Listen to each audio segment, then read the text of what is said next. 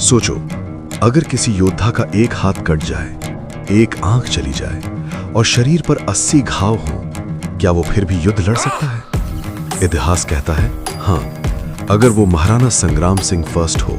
एक हाथ नहीं, एक आंख नहीं, शरीर पर 80 से ज्यादा घाव, फिर भी वो योद्धा मैदान जंग में खड़ा था, क्योंकि उसका नाम था महाराणा संग्राम सिंह फर्स्ट।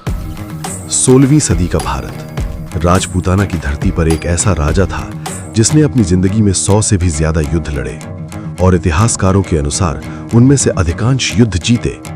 उनका असली नाम था संग्राम सिंह, लेकिन दुनिया उन्हें राणा सांगा के नाम से जानती है। हर युद्ध उनके शरीर पर एक नया निशान छोड़ जाता था। एक भयंकर युद्ध में उन्होंने अपना एक हाथ खो दिया, दूसरे युद्ध में एक आंख चली गई और समय के साथ उनके शरीर पर 80 से ज्यादा घाव हो गए। लेकिन इन घावों ने उनके साहस को कभी कम नहीं किया। राणा सांगा ने कई शक्तिशाली सुल्तानों को हराया, इब्राहिम लोदी, महमूद खलजी सेकंड और गुजरात की सेनाओं को भी। धीरे धीरे राजपूताना के कई राजपूत राजा उनके साथ आ गए और एक विशाल सेना तैयार हुई। लेकिन अब भारत में एक नया खतरा आ चुका था, मुगल बादशाह बाबर। साल 1527 राजस्थान की धरती पर शुरू हुआ इतिहास का भयंकर युद्ध, बैटल ऑफ खानवा। तोपों की गूंज, तलवारों की टक्कर और हजारों सैनिकों की गर्जना से पूरा मैदान कांप उठा।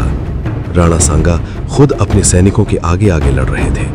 उनका शरीर घायल था, लेकिन उनका साहस अटूट था। इतिहास कहता है कि अगर उस दिन राणा सांगा गंभीर रूप से घायल होकर युद्ध भूमि से हटाए न गए होते, तो शायद इतिहास की दिशा ही बदल जाती। कुछ योद्धा अपनी जीत से महान बनते हैं और कुछ अपनी बहादुरी से अमर। राणा सांगा उन्हीं अमर योद्धाओं में से एक थे।